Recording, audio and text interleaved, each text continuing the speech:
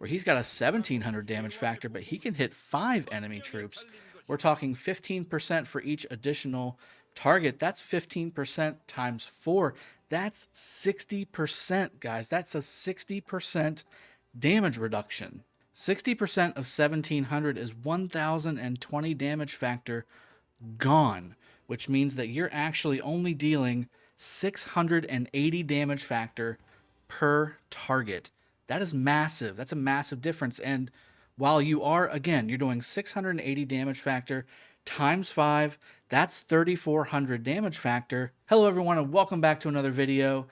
As I was putting together some of the videos that I was wanting to do this week, I felt the need to do one precursor video explaining some different things in the game mechanics wise, because if you don't know these things and if you don't have a clear idea of what you're trying to do, you may get results that aren't necessarily what you're after. And that's usually why you come to my channel, is you want to know, what's going on, how to use these commanders most effectively for KVK, for PvP, etc., for ARC, all that good stuff. So what I wanted to do, originally we were going to be doing the best 5 open field marches in the game that you want to bring to the field.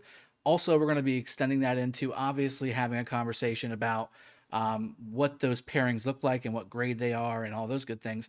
But what I want to do with this video is I want to explain that maybe you should actually think about going away from AoE damage and starting to focus on single target damages, because effectively in a murder ball situation or in really a group open field situation, you may want to have one particular setup for one and one particular setup for another. I'm going to show you some of the testing I did. I'm going to show you some of the battle reports. We'll talk about what that means for you and ultimately what you need to decide on how you want to fight on the open field. What kind of player are you going to be on the open field? Are you there for just doing the maximum amount of damage, period? Are you wanting to kill the most things? Because that's not necessarily the same thing. You want to kill stuff, or do you want to cause the most damage? Those could be two different things. On top of all that, are you in more of a murder ball situation where you're clumped up in different pockets with your other alliance mates, or are you fluidly moving on the open field, targeting things one by one by one by one? Let's go jump into the video and we'll talk about exactly what that looks like and what that means, and we'll go from there. All right, let's take a look at the results from a single target versus a multi-target hit from Guan. We have 150,000 troops in Lancelot's army here. We go to the battle log. First turn is on turn 10. You can see there's no buffs on either side. The casted 14,478 damage from Guan's primary skill, Saint of War. That's a 2,000 damage factor skill.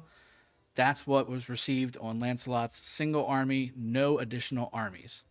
Now if we go to the other one, where he had 2 additional targets to be hit by Guan's skill here, only 10,168 units were hit on this one. Now again, that should be a 30% reduction of the damage taken from Guan Yu on the single target, because like we saw with Guan, right, he hit 3 targets with his 2,000 damage factor AoE, and that got dropped down to 1,400 damage factor AoE. But if that's hitting 3 targets, that's effectively 4,200 damage factor going out in a big lump sum, but it's only spread across 3 marches. So when you think about that, in addition to maybe say a YSG, where he's got a 1,700 damage factor, but he can hit 5 enemy troops, we're talking 15% for each additional target. That's 15% times 4. That's 60%, guys. That's a 60% damage reduction. 60% of 1,700 is 1020 damage factor gone, which means that you're actually only dealing 680 damage factor per target. That is massive. That's a massive difference. And while you are, again, you're doing 680 damage factor times 5, that's 3,400 damage factor. You're nerfing your single target damage on the target that you're trying to take down with having a lot of AoE commanders instead of a lot of single target commanders. All right, so as we are doing different types of battle in KVK, you'll notice that we have different types of fighting. So in this case right here in front of you, we're talking about having a very fluid open field fight where you're having no ball in particular. There's not really a ball. There's two sides and they're kind of clashing in the middle, and it's fluid. You're going to have people that cross that line and you want to target and burst them down as quickly as possible. And then you also have other types of fighting where you've got a murder ball situation where you're clumped up in one spot and you're waiting for the enemy to attack you. And the idea is that once they attack you and hit you with AoE, you'll trigger all the other armies that are in that ball to start fighting and firing off their AoEs and their damages. And that's the difference between those two types of fighting. Now, to me, more often than not, the murder ball situation has kind of gone by the wayside. You don't really see, especially at the top level, you don't really see too many murder ball situations where it's just, here's a clump of enemies, go take them out. That's not really the case anymore. You don't see people standing still. There's a lot of movement. There's a lot of back and forth. The line of aggression between the two sides, the enemy and your team or vice versa, it's moving. It's not in one static spot, and it's certainly not in one shape.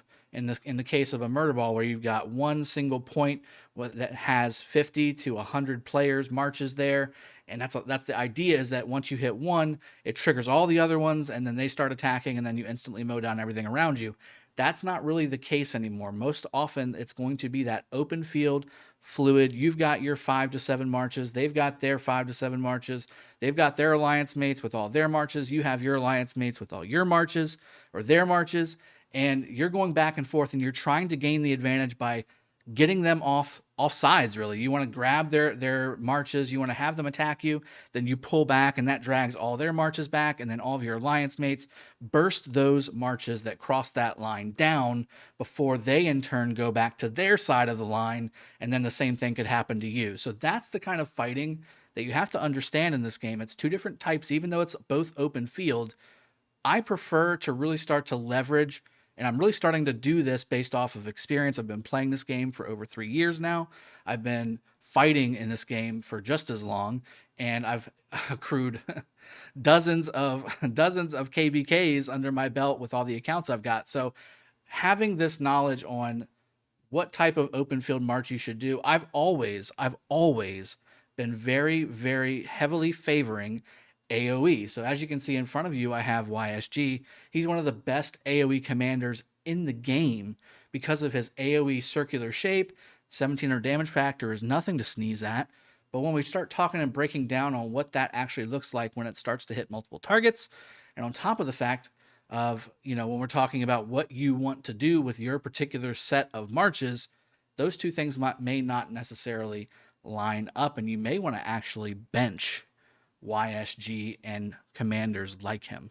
By comparison, you have one of the oldest commanders in the game, Minamoto, with 1400 single target damage factor, which means that at a base minimum, if you hit multiple targets, while you are doing more damage overall to multiple targets, you're actually doing less damage to the target that you're effectively trying to burst down at that point. And obviously with Minamoto, for instance, you have 1400 damage factor, and you have a 75% chance to do an additional 1200 damage factor over 2 seconds. That's 2600 damage factor possibly on each skill cycle, plus the addition of additional damage taken on his 4th skill. You can see where I'm going with this. You may want to start thinking about making your murder ball, your personal 5 march, 6 march, 7 march murder ball, very single target focused, so that whenever you're going into a fight, you're going to burst down whatever it is that you're targeting, instead of doing mass AoE and causing mass damage. Don't get me wrong, you're going to be causing more severely wounded, you're going to be causing more damage on the battlefield overall with AoE. All right, all of that to say, okay, so we just went through the testing, we went through some descriptions, we went through a couple examples, all of that to summarize and say, I'm going to be putting out 2 open field videos, okay? I'm going to have one for really heavily focusing on killing targets, which to me means heavily focusing on single target damage commanders. And I'm going to have an open field where it's more group based where you're causing as much damage as possible across the board, because not necessarily killing everything, but causing as much damage as possible so that you and your alliance mates can effectively take out big swaths of players instead of single target going down one by one by one by one as quickly as possible. So with that in mind, tomorrow you're going to get both of those videos. You're going to get a twofer. You're going to get a twofer. Get a twofer tomorrow, two for Thursday videos, one for single target best open field marches and open field best marches for AoE as well. I hope you guys have enjoyed this video and it's been a little bit enlightening and opening your mind. I felt like I needed to make this video today so that you've better understood what the two videos coming out tomorrow were going to be when it comes to best open field march setup. Hope you've enjoyed. I'll see you guys next time. Cheers. Have a good one and take care.